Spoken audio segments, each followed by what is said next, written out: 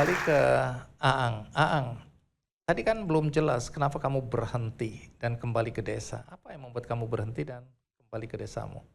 Tadi Bang, jadi pertama saya ngerasa bahwa saya punya hutang budi karena sudah banyak banget orang yang baik ke saya. Jadi saya kalau ketemu orang tuh, kayak tuh orang tuh baik banget ke saya tuh. Ngajarin saya segala macem, nggak tahu, kasihan kali ya. Ngeliat saya gitu. Nah, saya jadi kayak punya hutang, saya juga harus bisa membalikan apa yang saya dapatkan ini. Saya tuh semacam, ini tuh investasi, saya didanai oleh pemerintah, oleh orang-orang sekitar gitu kan, untuk bisa sekolah, untuk bisa berada di posisi ini. Setelah itu cuman saya nikmatin sendiri. Jadi saya kerasa, kok hidup saya kurang bermanfaat ya gitu. Dengan pulang lagi ke desa, minimal bisa saya membuat sesuatu yang itu bisa memberdayakan masyarakat sekitar. Karena tadi Pak, pengalaman saya ketika kerja itu, saya ke Padang lihat ada ikan bili, ke Kalimantan ada ikan seluang, ke Gorontalo ada ikan roa, di Jawa tuh ada ikan wader. Nah, setiap daerah saya melihat potensi ikan itu punya nilai jual. Sedangkan daerah saya ada namanya ikan petek, hanya dibuang begitu saja gitu. Saya cerita waktu itu, kalaupun dimanfaatkan hanya sebagai pakan bebek gitu kan. Cuman buat itu gitu. Padahal Karena ikan ini kenapa? pertama bau amis, yang kedua banyak durinya. Nah, padahal kan solusinya setiap yang ada di air itu halal dan bisa dimakan, kecuali kapal selam kan kayak gitu. Iya, empek-empek kapal selam juga dimakan. Dimakan ya kalau di Palembang. Nah, akhirnya coba kita inovasi buat sesuatu dari ikan itu gitu. Awalnya ya nggak gampang memang. Door to door ke warung-warung, ke toko oleh-oleh gitu kan. Sampai akhirnya tadi, karena banyak banget orang yang baik ke saya, diajarin lah cara jualannya, diajarin cara ngedesain segala macam sampai akhirnya kayak gini. Dan menariknya adalah ketika saya kerja, saya paling cuman bisa bermanfaat buat orang-orang sekitar, mungkin paling kayak office boy atau misalnya cleaning service, itu pun sebulan sekali kalau gajian. Tapi ketika saya pulang ke desa, saya buat sesuatu walaupun kecil, itu bisa, hari itu saya kerja, hari itu ada orang lain yang terberdayakan. Dan saya punya wawasan bahwa lebih baik saya menjadi mesin kecil daripada menjadi baut kecil di mesin yang besar. Artinya apa? Kalau misalnya saya kerja di perusahaan besar, kalaupun saya resign, ada orang lain yang bisa gantikan gitu Bang. Tapi kalau saya membuat mesin kecil, artinya ada mesin baru yang bisa berproduksi, yang itu bisa menjadi menambahkan produktivitas buat ya minimal bangsa dan negara, minimal dari desa lah kayak gitu. Nah, tadi yang menarik adalah ikan petek ya. Ikan petek ini adanya di mana ini? Nah, adanya di daerah saya Bang, di Danau Cirata, Cianjur, Jawa Barat. Jadi nelayan-nelayan ambil ikan itu untuk apa? Tadinya nggak dimanfaatkan. Jadi Danau Cirata itu lumbung ikan air budidaya, ada ikan mas, ada ikan nila gitu. Nah sedangkan ikan petek ini itu ikan yang hidup di alam liarnya, tidak dimanfaatkan. Jadi kalaupun diambil itu dibuang. Untuk pakan ternak tadi, untuk bebek gitu ya. Nggak ada orang yang memanfaatkan. Tapi kemudian bagaimana kamu melihat bahwa ini ternyata adalah mutiara yang terpendam?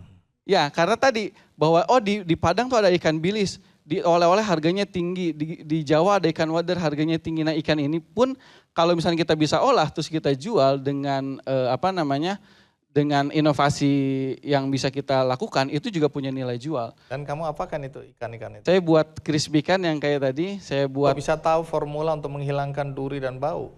Pertama bau amis, itu sesimpelnya adalah bau amis itu dihasilkan dari lendir ikannya. Jadi kita pakai ramuan rempah-rempah untuk menghilangkan lendirnya, dari situ sudah hilang amisnya. Terus kita goreng kering garing pakai tepung, akhirnya duri-durinya bisa rontok. Nah, dari situ yang menarik bisa belakangan ini dilakukan lagi riset dan bukan cuma protein ya. Ya. Bukan cuma protein, tapi apa yang membuat orang atau perempuan hamil jadi lebih sehat kandungannya? Kalsium. Karena kan semuanya kita makan, tulang-tulangnya semuanya dimakan. Jadi proteinnya tinggi, kalsiumnya juga tinggi. Nah, dengan dua informasi itu menjadi keunggulan kita dibandingkan dengan produk-produk yang lain. Makanya kalau misalkan potensi itu, harta karun itu kalau misalnya kita serahkan semuanya ke orang desa, itu mungkin sampai sekarang ikan itu ya hanya sebatas limbah aja. Makanya kalau misalkan, apalagi teman-teman anak-anak muda di sini sudah belajar banyak banget wawasan, banyak banget jaringan. Kalau misalkan melihat ada potensi pulang lagi ke desanya, kalau punya desa ya, itu saya kira akan bisa menjadi sebuah karya yang bisa sangat bermanfaat. Baik, sebelum kita lanjutkan, karena nanti aku kasih kesempatan untuk teman-teman mahasiswa bertanya mewakili teman-teman yang lain ya, karena nggak bisa semua yang bertanya. Kita saksikan dulu tayangan yang berikut ini.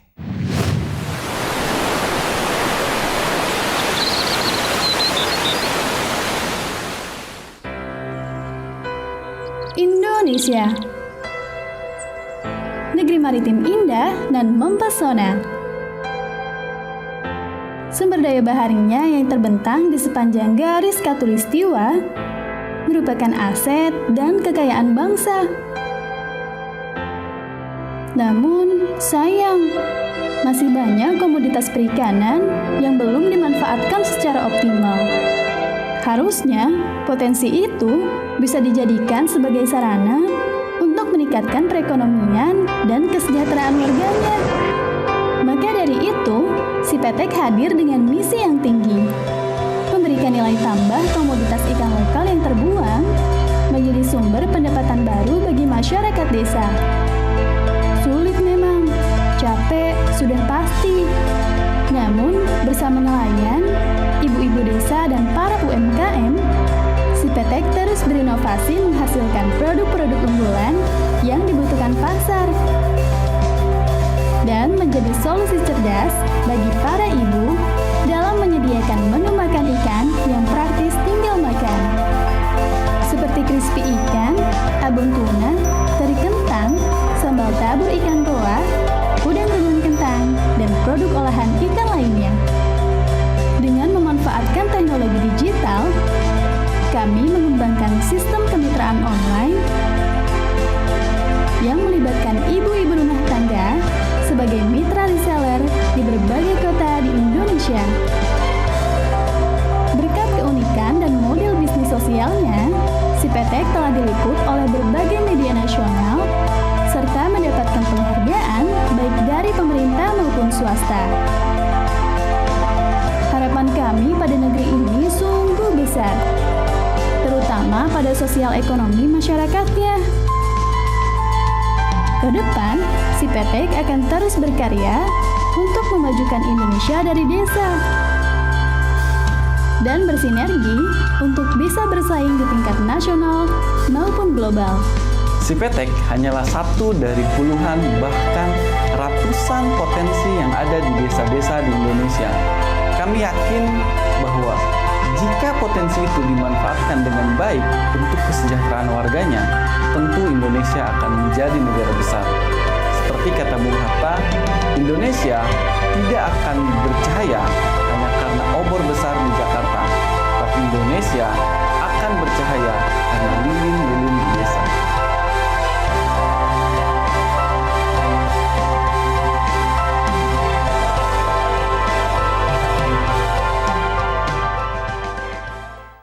Walaupun jalan usaha ini terjal, jalan bisnis di desa itu terjal, tapi saya tetap harus berjuang di sini. Kenapa?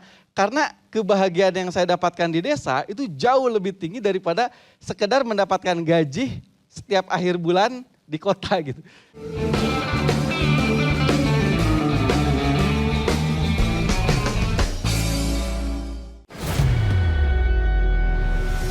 Inilah kualitas merah yang semakin mewah.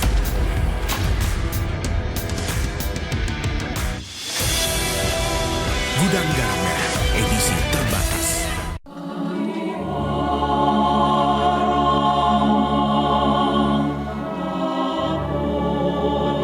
Jelajahi cara baru mendapatkan informasi. Download Metro TV Extend sekarang.